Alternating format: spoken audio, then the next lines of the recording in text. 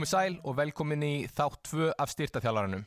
Ég vil þakka ykkur kærlega fyrir frábæra viðtökur eftir þátt 1 þar sem Jói mætti og var að ræða sitt hlutverk hjá Val.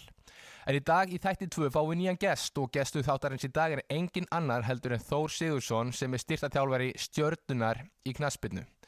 Hann ætlar að ræða við okkur sína hugmyndafræði, sitt hlutverk og hvernig hann hefur svolítið smellpassað inn í þetta batteri á Stjörnunni sem hefur heldur betur blómstrar hér seinni hluta sumarsins á þessu tímabili.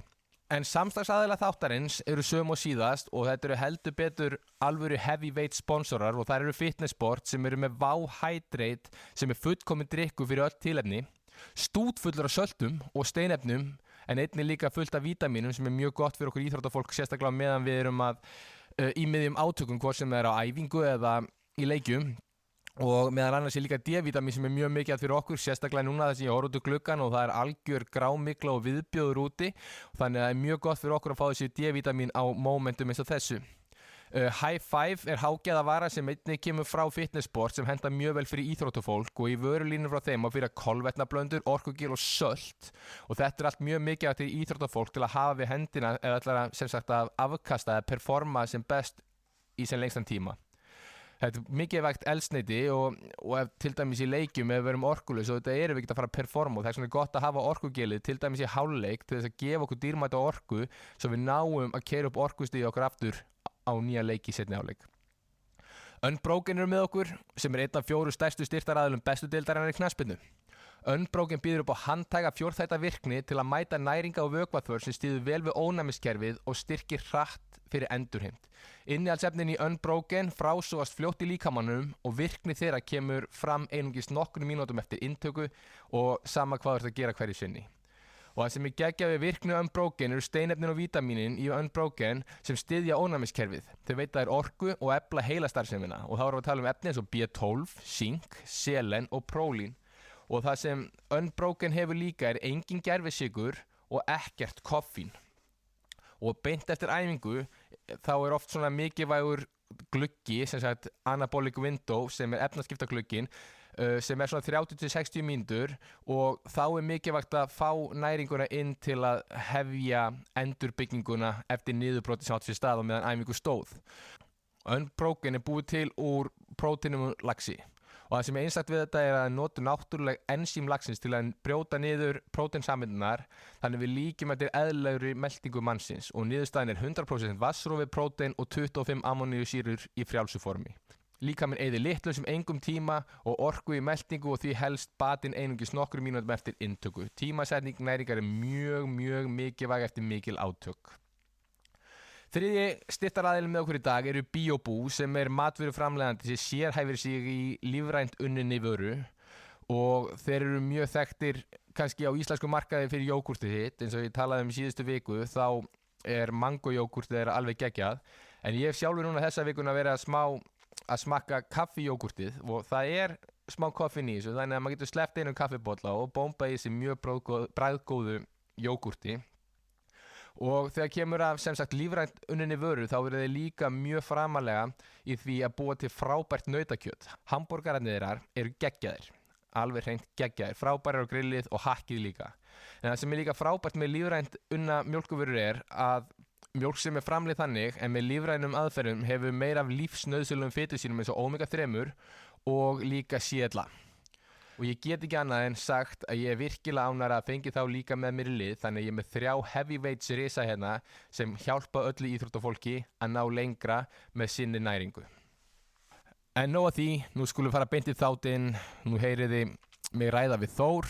Það smá kannski vesen á stillingunni á hljóðinu, þið vitið það nú fyrirfram þá. Þetta er fyrsti þáttur sem ég tók upprunalega upp, þannig að þetta smá tæknilegir örðuleikar á tímabili, þannig að getur vel verið að minn mikrafót sé aðeins herra stiltur en hans. En nóg að blaðri, gjöru svo vel. Sæll Þór, velkomin í podcastið Styrktarþjálfarinn. Takk fyrir. Ég held að ég sé miklu herra stiltur en þú upp í dagins, til að fixa þetta. Ok. Heyrðu, þetta 3. skipti sem við tökum upp podcast þar sem þú kemur sem gestur. Já, ég held það. Við gerum hérna í betri þjálfun og tókum við fyrir Blood Flow Restriction og það ekki. Jú, ég gerði það. Sem þú hafði gert mastersverkefnum, ekki satt? Jú, passa. Og svo í COVID-inu þá byrjaði ég og gerði heila 4 þætti af toppþjálfun seríunni sem ég nefndi svo ekki að fylgja eftir. En í þetta skipti ætlum við að fara í sem sagt styrktarþjálfun og fylgjast með svolítið bakvið tjöldi hvað í gangi í heimi fótboltans og kannski ágætt að þú byrjir svona að segja hvernig þinn ferill hefur þróað sem styrktarþjálfari svona í gegnum fótboltaheiminn. Ég kom heim úr sem sagt mastersnámi 2017, byrja þá með fer eiginlega beint inn í það að byrja með Gróttu. Fljótlega eftir ég byrja að reynda með stelpurnar í fótbolta í meistaraflokk kvenna. Það var fyrsta sem ég byrjaði með. Út frá því þá þróaðist þetta yfir í tók svo strákana í fótbolta og svo tók ég handboltan og svo endaði ég með í rauninni alla flokka upp úr öllu. Svo svona hægt og rólega þá byggist þetta upp og svo fer ég að vera meira og meira svona innvinklaður inn í fótboltan hjá Gróttu. Fer að vera meira Óskar Hafnir á þessum tímum með Gróttu og Dóra Árna. Þannig að ég fer að vera meira svona innvinklaður inn í það starf og þar í rauninni kynnist ég til dæmis eins og GPS-mælunum og því. Og eftir það þá fara þeir náttúrulega Breiðablik og Gústi Gylfa kemur í Gróttu. Ég er þar 2 ár með honum og svo þegar hann fer yfir í Stjörnuna þá biður hann mig að koma að aðstoða í Stjörnunni aðeins bara með hlaup og annað og þolþjálfun. Og svo einhvern veginn bara vattaði upp á sig að ég endaði hjá Stjörnunni bara, alfarið. Og ert þar í dag? Og er þar í dag. Og þið nú að gera góða hluti í Stjörnunni og... Já, okkur gengur vel núna, þannig að þú veist þannig að við höfum verið, það er mikil stígandi hjá okkur núna, bara í öllu. Heldur betur og líka það er gjörsamleg færi banda framleiðsla af ungum eftirlegu strákum til selji út og það heggur ekki á liðið, það kemur bara næstu og stígur upp í staðinn. Já, við bara erum heppnir með það, við erum með sem sagt bara nóg á ungum strákum og það einhvern veginn virðist vera þessir árgangar sem að koma upp virðist vera mjög efnilegir og góðir og bara líka vinnuframlegir sem setja í og þeir eru allir tilbúinir til að taka þátt og ég held að kannski það eigi þátt sinni í því að þeir sjá að þú veist, þeir eiga séns á því að komast inn í liðið því að þú veist, liðið er byggt upp og mikið til af heimastrákum sem eru ungir. 100% og þetta aðstæðan geggjur hjá okkur eftir að miðgarður opnaði þá eru þið heldur betur bara með eitthvað NFL gym þarna og... Það er frábær aðstæða og ég ætla að segja, ég náttúrulega get ekki fullvissað það en það eru fáar svona aðstöður á Norðurlöndunum myndi ég segja sem eru svona. Já, þetta er alveg bara geggjað sko, maður sé myndir að þessu og maður bara kjálki fyrir jörðina sko. Þetta er frábær aðstæða og náttúrulega rosalega gott að geta haft bara lyftingaraðstöðu bara beint fyrir aftan fótboltavöllin þannig að þú getur farið bara tekið létta lyftingaræfingu og farið svo beint út á fótboltavöll og það tekur 30 skref að labba yfir fótboltavöll sko. Já, það er svona líka í Egilshöllinni þar sem frjálsíþróttaaðstaðan er og þetta er auðvitað geggjað að geta verið með þennan aðgang á þessu og geta einmitt byggt upp æfingar út frá því að vera í styrknum og farið beint út á völl og þá meiri sér stór hluti á uppbytunum, bara svona activation dæmi getur farið fram aðna inni og svo bara fyrir fram fyrir aftan bara fótboltavöllin og bara gert það allt og það er náttúrulega þú veist, það sem er mikil kostur. Já, út af líka verðum að tala svo ungu stráka, eru þið, eitthvað sá ég nefnilega mynd, það væri bara haugur af GPS-töskum hjá Stjörnunni, eru þið að vinna með mæla í öllum flokkum niður til að fylgjast með framþróun leikmanna í gegnum árgangana? Já, við erum með sem sagt bara meistaraflokkur tók Katapult Vektorinn fyrir 2 tímabilum og voru með sem sagt Play Attack þar áður og sem sagt bæði meistaraflokkur kalla og kvenna tóku inn vektorkerfin. Þessi kerfi hafi sem sagt gömlu kerfin, Play Attack kerfin eru búin að bara gengur niður í flokkana þannig að nú fylgistu með öðrum þriðja og einstaklingum sem eru í fjórðaflokki líka. Já, frábært. Þetta er bara eins og á að vera. Þannig nærðu virkilega development á árgangana. Já, því að þarna getum við bara actually séð hversu langt þeir eru, svo sagt bara prósentulega, hversu langt þeir eru frá meistaraflokks. 100%. Heyrðu, þá fyrir við bara næstu spurningu sem er basically þannig. Hvert er hlutverk þitt hjá félaginu í dag? Ég sótti svona formlega þá skrifa ég rosa góða greinargerð þetta, ég bara manna ekki en þetta byggist fyrst og fremst af því að ég í rauninni sé sem sagt álagsstýringu. Ég tek alla GPS-kupa, tek það niður á tölvunni hjá mér, framleiði það þannig að þú veist það verði sýnilegt fyrir næsta æfingu. Við horfum á lótið og það hversu mikið það er. Byggjum upp vikuna út frá hvenær næsti leikur er og hvernig vikan verður og í samræða við þú veist að þjálfarana þá byggjum við saman upp vikuna hversu stórt svæði notum við, hversu marga mínútur og þess áttar og einnig náttúrulega þú veist þegar við erum með lyftingaræfingar þá sé ég þær, náttúrulega lítið þær á sumrin þannig að en þú veist þetta orðið svona breytt frá því þegar ég byrjaði þú veist þá sá ég bara lyftingaræfingarnar en núna sé ég fer stæðstu hlutunum mínum tíma bara fyrir fram 12 að skoða tölur sko. Nákvæmlega. Þegar þú ert að skoða hérna og álagsstýra, ertu að nota eitthvað acute chronic loading, ertu að fylgjast með spurningalistum eða ertu að taka GPS-tölunar og nota til dæmis útreikning út frá því til að reikna acute chronic loadið?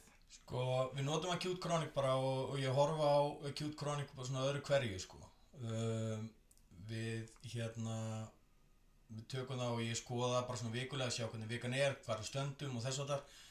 Ég nota það ekki daglega en þú veist, og við sem sagt ég til dæmis hættur að horfa í total distance. Ég horfi ekkert á total distance. Ég horfi lítið orðið á sprint distance þannig. Ég horfi miklu frekar á prósentutöluna sem sem sagt hlutfall af total distance. Hversu hátt það og við horfum náttúrulega á loadið en ég samt svona komin á það að player load per se ekki nægilega góðu mælikvarði fyrir það sem við erum að gera sko. Þannig við horfum rosa mikið í explosive efforts og acceleration og deceleration. Já, ég skil það enda mjög vel. Og það rauninni tölurnar sem við notum í dag, þú veist, hlutfall við tökum leikinn og svo bara setjum við einhvern veginn, svo setjumst við niður og skoðum það og til þess að fá hlutfallið af því niður í æfingarnar, þá stækkum við einhver svæði út frá því sko. Algjörlega, og kannski ágætt að fylgja þessu þó í kjölfarið. Hvernig byggir upp æfingavikuna í samráði við Jökul? Sko, við höfum alltaf byggt hann upp í svona píramída. Þannig að við viljum fá einhvers tímann erfiðæfingu og ég svolítið haldi mig við það, þú veist, þennan píramída sem ég sem sagt fekk, man ekki fyrir nokkuð mörgum árum, man ekki, þetta var í einhverju bók sem ég las, en þá það þannig að þú veist, það leikdagur, svo recovery æfing daginn eftir leik, liftingar, svo frídagur, svo kemur í rauninni restart æfing sem í rauninni bara tiltölulega þægilega létt, þú veist, bara smá spil, þú veist, með svona á mjög litlu svæði, þannig að það eru low intense acceleration, deceleration, við viljum ekki fá high intense, og svo degi 2 þá tökum við svona, þá byrjum við að auka við og stækkum svæðin og viljum fá aðeins meira svona total distance, setjum svona svolítið meira explosive efforts inn í, svo förum við í þyngsta daginn sko, nú ég að miða eiginlega við bara 7 daga turnover, þannig að í miðri viku alltaf 90% dagur. Og svo tröppum við það niður, förum þá í max velocity eða hámarks sprett, við tökum 2-3 svoleiðis, 2 dögum fyrir leik, svo daginn fyrir leik bara basically taktík og þess að þar og svo bara leikur. Já, 100%. Og svo náttúrulega varir þetta eftir þú veist hversu langt á milli leiki og annað, þú veist stundum bara verðum við að hafa æfingar á milli leiki og ekkert frí og stundum við leikarfrí og þannig að þú veist þetta byggjum alltaf upp frá þessum píramída að reyna að fá eina þunga æfingu inn í miðri viku, svona 3 dögum fyrir leik. Já, algjörlega, sérstaklega kannski þegar þú ert ekki að fara að lenda í matchday 2-3 dögum eftir eins og þannig umhverfi, en þá þetta það erfiða æfingin, bara svo fólk að ég skilji líka þá pælingu, þegar koma 2 dagar og 2 leikir á viku, þá sem sagt hinn leikurinn alltaf horft á sem erfiðustu æfinguna. Já, í rauninni sko, þannig að Ok, þarna kannski ágætt líka, við vorum að spyrja áðan sérstaklega hvernig ferillinn hefur þróast, en til þess að komast á þann stað að byrja þinn ferill, þá hefur eitthvað bakgrunn og menntun sem sagt á þessu sviði. Hvar liggur sá sem sagt grunnur hjá þér? Sko, ég fór 2013, þá fór ég í íþróttafræði í HR og eiginlega bara fyrir tilviljun. Ég ætlaði að fara í sjúkraþjálfun til Danmerkur en danska mín var ekki betri en það, ég miskildi umsóknarferlið.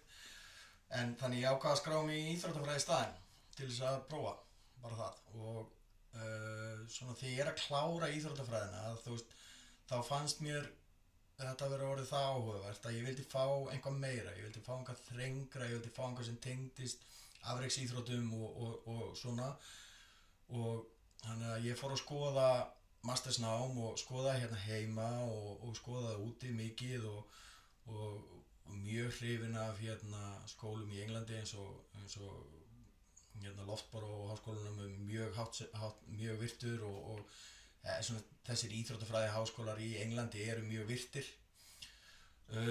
Endaði svo á því að fara í tiltölulega ungan háskóla á Spáni sem heitir UCAM eða Universitat de Católica de Murcia og tók masterinn þar og út frá því að þá í rauninni meðan við erum með þar þá er ég alltaf með í svona bakhöndinni að þú veist, mér langar að fara í doktor, mér langar að klára doktorsgráðuna og svo komum við heim og ég er svona alltaf að hugsa þetta, alltaf að skoða þetta og eitthvað svona og svo fyrir ári síðan og þá ákvað ég að láta slag standa og fara í doktorsnámið og nú er ég búinn með 1 ár af því þannig að ég ákynni maður kannski svona 2, 3, 4 ár eftir hversu vel gengur að skrifa ritgerð.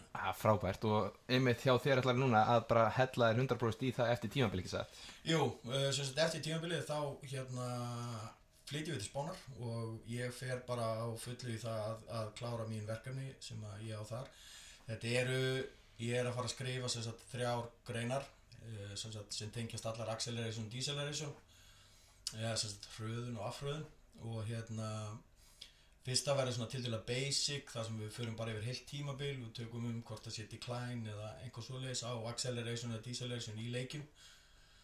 Ritgerð 2 verður sannlega flóknust þar sem við tökum svo marga utanaðkomandi þætti inn í ritgerðina.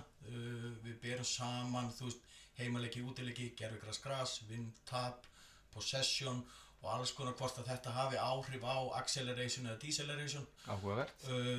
Þar þurfum við að brjóta leiki niður í ég byrjaði að brjóta niður í 15 mínútur en ég gerði ráð fyrir því ég þurfi annarkvæmt að brjóta niður í mínútu bara 1 mínútu Já, góðan daginn. eða að ég þurfi að taka hann á 5 mínútum bara hvort er auðveldara og það er margir fleiri þættir sem að koma sem við tökum þar inn í og svo síðasta rannsóknin bara að því ég hef kost á því að stelpurnar í stjörnunni eru með sömu mæla og strákarnir þá ætlum við að taka heilt tímabil og bera saman acceleration, deceleration hjá körlum og konum. Frábært. Frábært. Og það er mikið stígandi í rannsóknum í kvennaknattspyrnu þannig að það er mjög áhugavert að taka það fyrir líka og líka bara til þess að sjá hvort að þetta séu sambærilega tölur sem við erum að fá þarna út úr þessu. Algjörlega, hljóma mjög vel. Þarna, ertu þá með sömu skráð sama þressolda fyrir karl og konur, ertu með ólíka þressolda í karl og kvennamælunum? Það eru ólíki þressoldar í ákallum og konum en þú veist í þessu í acceleration, deceleration og þú veist að þá túlka ég svona út frá flestu rannsóknum sem ég lesi sem eru með þá er sem sagt low intense accelerations það er sem sagt 1-2 metrar á sekundu medium er sem sagt 2-3 og svo 3 og yfir og ég kem bara til með að yfirfæra tölunum mínar yfir í það fyrir báða til þess að sjá hversu mikill munur er á þessu. Make sense. Þannig að þetta er svona flestar rannsóknir miða svona við high intense axel diesel miða við svona 2,5 upp í 4 svona eftir hvað þú lest, hvaða greinar þú lest en svona flestir miðast við -3 metrar á sekundu eða +3 metrar á sekundu. Nákvæmlega og þið eru svo heppnir með það þarna hjá stjörnina, þið getið notað ykkar mæla innanhús ekki satt? Jú, við erum, ég held að Skaginn sé með staðsportkerfi sem þeir eiga að geta notað innanhús, en við getum notað okkar innanhús. Við erum með sem sagt ekki GPS-kerfinni, við erum með LPS-kerfinni. Já, ok. Það er bara stanslaust strím, það er bara sendur upp á þaki og svo sendur í svona box sem við erum með inni og hann bara sendir bara stanslaust. Þannig að við notum okkar kerfi á allar æfingar alltaf. Það er þetta frábært, ég veit nefnilega eins og með mælanni á Skaganum þeir eru með staðsport að það eru ákveðna breytur sem eru nákvæmar en svo eru aðra breytur sem verða mjög ónákvæmar og ónótæfar. Já, ég hef hugsað það sé út frá því að þeir þurfa að núllstilla mælanum svona út frá æfingu úti. Já. Svo mælinn þarf svo að endurreikna það inni. Nákvæmlega. Við erum með þetta samt í mælunum hjá okkur. Ég hef reyndar ekki prófað að nota það, en þú veist við eigum að geta nota á það sem að hann simulatar út frá hreyfingum, total distance og svona, en þú veist við þurfum ekki að nota það, þannig að við erum bara heppnir að geta notað það hins veginn. Nákvæmlega. Ert þú að nota mælana mikið í svona return to play fyrir leikmenn líka? Eða ert þú að sjá að lóta það upp á nýtt svo þeir séu tilbúinir að mæta á völlin þar að segja eftir, ekkert endilega löng meðsli, bara meðsli hvort sem eru styttri eða lengri?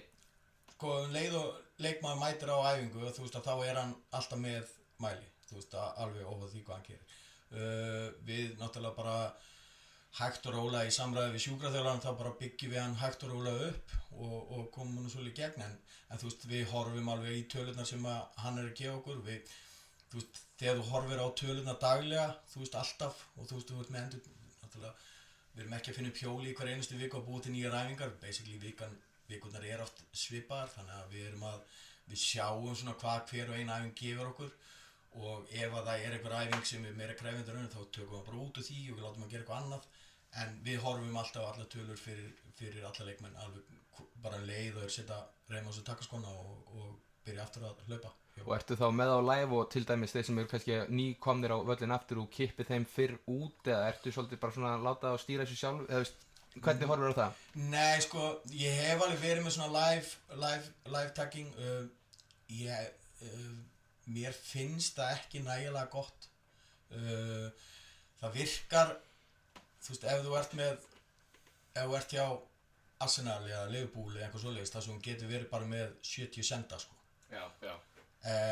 Það sem gerir stundum að einhver dettur út úr sendinum og annað, að þú veist, það kemur eitthvað sem smá hyggst að þá droppar hann ekki inn, þannig að, en við stjórnum þessu bara rosa mikið þannig, við erum með rosa gott, það sem við settum upp, Jökull sett upp fyrir tímabilið og sett hann upp skjal bara fyrir okkur, sem að við erum búin að ákveða nákvæmlega fyrir hvern einasta leikmann hvað hann gerir á æfingunni. Já. Þú veist, ef hann meiddur þá hann bara meiddur í skjalinu, þegar hann koma tilbaka þá byrjar hann bara á því að koma kannski tilbaka í running eða þú veist fara í gimmið eða hvað sem og þú veist, hann með rotation, hann með öllum að spili, hann með í uppbyrnu sendingar, þannig við erum búin að ákveða alveg fyrirfram hvað hann gerir mikið á hverju æfingu fyrir sig. Já, þannig að þið viti cirka bótt lótið hvenær hann droppar út. Já. Ok. En kannski í kjölfari líka og við erum alltaf að sjá GPS-umræði hjá okkur. Hvernig ert að setja upp undirbúningstímabilið fyrir því við erum með þetta blessaða lengsta undirbúningstímabili heimi svo Baldur Sig sagði í þættinum, sem voru frábæri þættir by the way. Já, ég bara með því geggjaðir og til dæmis bara það eina hugmyndur okkur mér langaði að fara að ræða við styrktarþjálfara og sjá hvernig þeir eru að vinna sína hluti. Já. Þannig hvernig byggir þú þitt undirbúningstímabil upp frá byrjun til enda, þú veist, hvenær horfir þú á þessum undirbúningstímabil og hvenær horfir á að vera komin inn á tímabil, fattar það mig? Við náttúrulega bara byrjum á því að setja alla í mælingar. Það bara dagur 1. Við höfum gert það síðastliðin 2 ár. Byrjum bara á mælingum, var reynda svolítið erfitt síðasta því að síðasta tímabil var ógeðslega langt einhvern veginn og menn fóru beint ungu strákarnir okkar fóru beint í landslýsverkefni og einhvern veginn voru að koma inn voru með 3 mismunandi tíma til að koma inn einhvern veginn, þú veist, við vorum með þá sem eru eldri sem þurfa bara aðeins lengri tíma heldur en þessu ungu, þannig að einhvern veginn fór svona upp og niður en við byrjum bara á mælingum og svo byrjum við í rauninni bara fyrstu 4 vikurnar eru bara full on pool, sko. Já. Þú veist, það eru bara hlaup og ég mjög hlynntur, það ekki allir á saman, ég hlynntur linjar hlaupum, sko. Veistu að ég svo sammála því að fótbolti er hlaupasport. Það nefnilega, þú veist, það sem að allir gleyma stundum, þú veist, þegar við horfum á, sko, já, þú veist, taktík, þú veist, þetta bara intervall hlaup. Það bara akkúrat máli og þú ert kannski mínútu með boltan í 90 mínútur. Já. Og þú ert að hlaupa í 89 mínútur án bolta. Já. Þú veist, það má ekki gleyma þessu. Jú, linjar líka, þú ert að gera alls konar snúning á hitt og þetta, en í grunninn þarftu bara að geta keyrt upp púlsinn og fara róa það niður. Og haldið honum. Já. Það nefnilega málið, sko, þannig að ég nota, þú veist, fyrir hlaupina, þú veist, að þá nota ég rosa mikið svona 6 vikna hlaupaprógram. Byggir þau upp út frá mælingunum fyrir gerð? Ég byggja þau upp út frá mælingunum. Ég byggja þau upp út frá sem sagt 2 testum í rauninni. Ég tek 1200 metra sem sagt shuttle test, sem sagt 20, 40, 60 og læt að hlaupa það 5 sinnum í gegn. Og í rauninni þetta eru svona 5 mínútur og ég reikna þá út hvað eru lengi að hlaupa það. og svo tek ég líka, ég nota ekki jójó-testið, ég nota 15-30 15-30 frá Martin Buset. Já, ég nota það. Mér finnst leikmenn komast lengra í því. Mér finnst menn geta haldið lengur út af því það ekki, það í rauninni 40 metrar áður en að við skiptum. Þetta ég eða þetta þú að fá skilabóðina? Nei, þetta er ekki ég allavega. Hvað í gangi? Ég held ég að hún setja do not disturb á. Jæja. Alltaf. En þannig að við notum þessi test. Svo náttúrulega tökum við hopptest og sprettest. Já. Hvað ertu þá bara counting movement jumpin eða ertu að taka líka? Já, ég tek sem sagt bæði, ég tek með hendur á mjöðum og hendur frjálsar. Já, til að gera profile. Já. Þannig að og nota það. Og svo ég með sem sagt tímalið sem að við tökum repeated sprintability sem sagt 5 sinnum, 30 metra. Með 30 sekundar recovery þá? Nei, 25. Nú ég nota 25, þá tek ég 5 í einu í rauninni. Já. Þannig að þú veist að ég get klára bara 5 í gegn í einu. Já. Og þá það alltaf þannig og svo reiknum við fatigue indexi út frá því og þá getur við séð hvort að þú ert mjög fljótur að komast að því hversu góðu formu þú ert í þegar þú þarft að taka 5 svona 30 metra full on spretti. Nákvæmlega. Og ertu að taka mælingar á mörgum tímapunktum þá yfir veturinn eða? Sko við gerum þetta í byrjun og svo gerum við þetta svona fljótlega einhvern tíman eftir áramótin aftur og einu sinni fyrir tímabil. Ok. Þú veist, við höfum gert það. Já.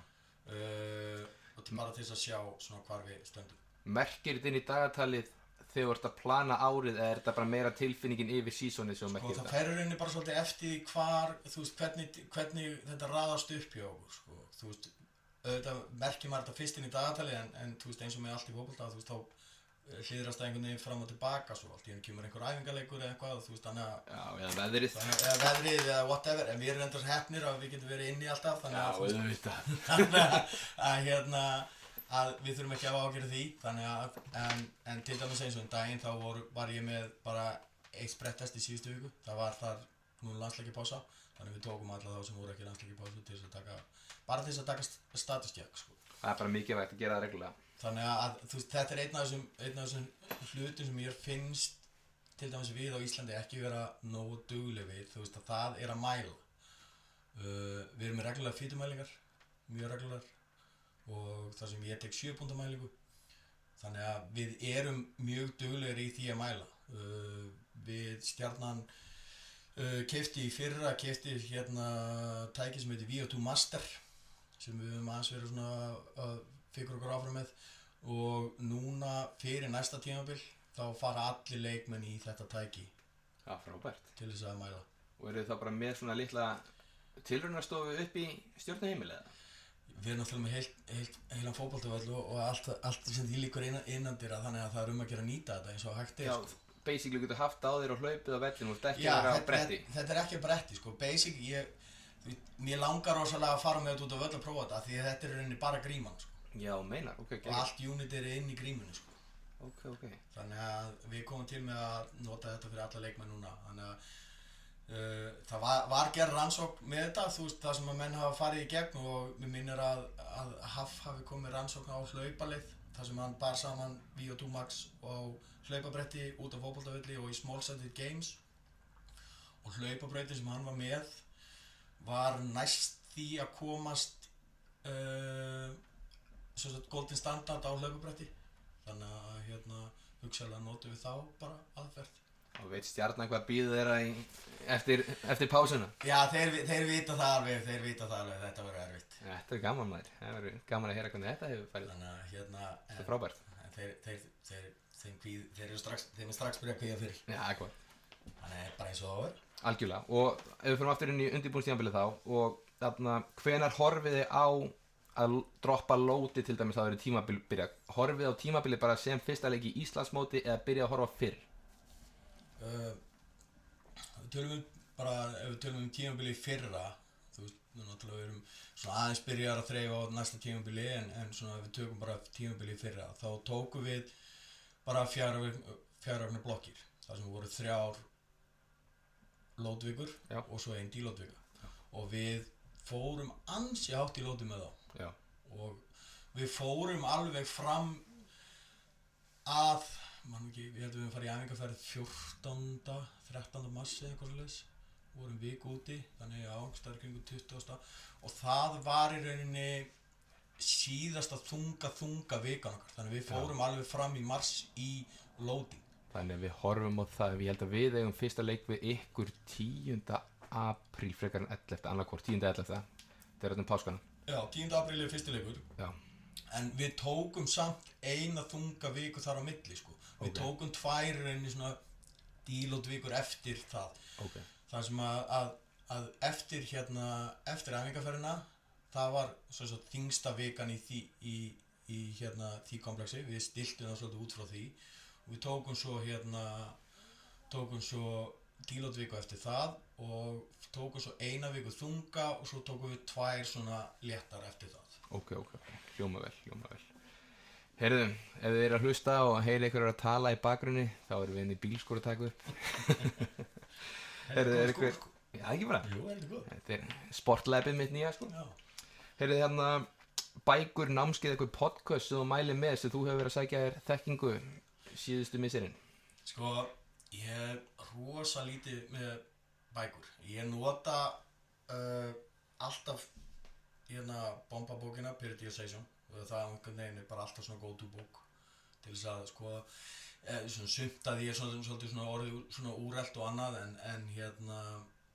en það er svona það ég fletti öðru hverju upp í bókunum hans Jens Bangsbo. Það einhvern veginn verið alltaf halda vatni, sko, það sem hann hefur sett upp. Þannig að, og svo nota ég líka bókina sem er fyrir CS námið. Sem er undir mækstandinu þér. Já, hún er undir mækstandinu mínum. Ég nota hana bara, mjög reglulega líka, sko, en það er alveg svona, ef þú lest í gegnum þessar bækur, það er svona eldri bækur eru alveg, það er alveg að fara að verða batsins tíma, sko, af því að þetta er bara orðið öðruvísi sport heldur en það var fyrir 5-10 ára síðan. Algjörlega, það er bara eins og rannsóknir hafa sýnt að það er mjög gaman að sjá alla intensity breytur hækka en á sama tíma höfum við rosalega haldið sömu tölum til dæmis í meiðslatíðinu. Við erum ekki að meiðast mikið meira heldur en áður en við erum að fá öðruvísi meiðsli. Já, það er líka ein góð bók sem ég mæli með því að allir fá sér, það er sem hafa áhuga á þessu, hún heitir Decoding Football. Já, hann talaði það Magni Mór hérna. Já. Þetta er rosa góð bók upp á það að gera, það er búið að taka bara fótbolta eins og leggur sig og taka alla greinar sem hafa gerðar þar og það er bara sett saman í einu bók og þetta er mín go-to bók í dag, þegar það kemur að öllu þessu sem ég er að gera. Ja, frábært. Kannski loka spurningin okkar í dag, hver er mesta skepnan í stjörnuliðin í dag þegar kemur að hlaupa getu eða gimmi eða whatever, hvernig metur það? Erfitt að taka þetta af Gummi Kristján, sko, hann er náttúrulega eitthvað annað, sko, en við erum náttúrulega bara með alla með tölur sem við erum að sjá fyrir leikmenn, þær eru bara svakalega háar, sko, og við höfum náð einhvern veginn líka betra með það að gera, við erum búin að lækka hjá okkur, total distance tölur, en við erum búin að hækka prósentulega sprettölur. Það er það sem við viljum sjá. Og það er það sem við viljum sjá, af því að ég man þegar að við vorum svona, þegar þetta var að byrja að koma, að þá var stúkan eða hvað sem ég þá með svona sýningar frá þessum og við vorum að sjá tölur sem voru bara gigatist háar og við vorum að hlaupa meira heldur en liði í ensku úrvalsdeildinni, liði á Spáni, bara í öllum bestu deildunum í Evrópu, sko. Í heildartölu þar að segja. Í heildartölu, sko, þannig að en við viljum eiginlega ekkert sjá það, ef við sjáum leikmann sem fer yfir 13-14 kílómetra þá er maður eiginlega velta fyrir sig hvað er hann að gera enn á vellinum. Þá er bara nokkuð ljóst, við skulum hafa hreinu að sá viðkomandi einstaklingur að hlaupa hringi í kringu sjálfa sig á vellinum og til dæmis líka oft á tíðum er það þekkt dæmi, ég var bara að hlusta á podcast í gær þetta sem menn hafa verið að auka intensity tölum með að taka sprett og taka innkost til að ná sér bara í auka metra þar á svona, sko. Já, sko, ég ræddi þetta við einhvern, ég man ekki hver það var sem var að segja mér það, hann sagði að það var einn leikmaður í ensku úrvalsdeildinni og mér langar að segja hann hafi verið að tala um Gary Speed, mér minnir hann hafi verið að tala um Gary Speed. Hann gerði ekkert í 85 mínútur. Síðustu 5 mínútur hver með einasta leika þá var hann rosalega hár alltaf við tölum. En hann sýndi alltaf fram með góða tölur. Já. Þú getur verið að fá góða tölur en við verðum að setja í samhengi við leikin líka sko. Hvað er tilgangur með sprettinum og þú veist, ef við getum fengið leikmennin okkar til þess að lækka allt þetta, til þess að draga niður, þá bæði minnkum við líkur á meiðslum og þetta er styttri recovery tími. Óþarfa orkueyðsla og sem kemur líka fram í lok leikjana. Já. Þannig að eins og bara Guardiola sagði að hann vildi minnka sem sagt hlaup leikmanna en á móti vildi hann keyra ákveðinu og til dæmis fór hann þá að þróa ákveðina stíla, til dæmis sjá John Stones allt í einu fara því að vera hafsendi að stíga upp sem miðjumaður í staðinn fyrir að bakverðin voru að fara að taka ákveðin hlaupaðin því að hann var að stytta hlaupaliði hvers og eins í pressuhlaupunum þeirra. Þú veist, alls konar svona pælingar sem skipta öllu máli, þú veist, hvað getum við gert til að fá sem mest fyrir sem minnst? Já, og það er náttúrulega, þú veist, og þá byggist það líka svolítið á liðinu sem þú ert með, ég meina, þú veist, og ég vil meina það að liðist hjá okkur í Stjörnunni að við keypt inn í þessa hugmyndafræði að vera svolítið, þú veist, aggressífur og aggressív á boltan og í pressu og þess að þegar það kemur að því að þetta dáið þér. Það vona ég ekki, kemur ljós, haltu það. Já, en þá byggist það því að þú veist, að það séu allir með í þessu sem við erum að gera. Og þannig að þegar að við erum að pressa, þá verða allir að pressa til þess að einhver einn þurfi ekki að vera að hlaupa. Því ef leið og einhver einn eða tveir fara að gefa sér afslátt, þá þurfa hinir að vera að bæta í það. Það er akkurat málið og líka ef þú ert ekki að pressa sem unit, þá er svo auðvelt að leysa vandamál og þá ertu bara búið til endalaust óþarfa vandamál fyrir aðra. Já, og þú ert með duglegan leikmann sem er tilbúin að hlaupa og þú ert með latan leikmann sem er ekki tilbúin sem gefur sér afslátt og ef hann er að gefa sér afslátt þá þarf leikmann við hliðina að fara að gera ennþá meira. Þannig að hann getur skilað rosa háum tölum á móti en ef allir gera þetta saman þá þurfum við að hlaupa minna. Já, algjörlega. Við þurfum að gefa minni effort í það sem við erum að gera ef þetta gerist sem einn heild. Já, og það verður bara að vera þannig, annars verður þetta ekki effektiv heldur svo auðvelt að leysa pressur og allt fyrir góð. Já, svo kemur það náttúrulega allt inn í þetta, en við höfum verið mjög heppnir með það. Þeir hafa keypt inn í þessu hugmyndafræði sem við erum með og eru tilbúinir til þess að bara að gera allt fyrir það, sko. Fullkomið, þetta ekki bara frábær lokaorð hjá okkur í dag, Þór? Ég held það. Takk hérlega fyrir komuna, búið að vera frábært að fá svona innsýn í það sem þú ert að gera og hvað framhaldið hjá þér í framtíðinni. Já, þakka fyrir að hafa mig. Þannig að við tökum örugglega fjóra þáttinn einhvern tíðan, þá tökum við næsta árið ekki með kynni rannsókn 1. Já, hvernig væri það? Takk hérlega fyrir, sjáumst. Bye bye.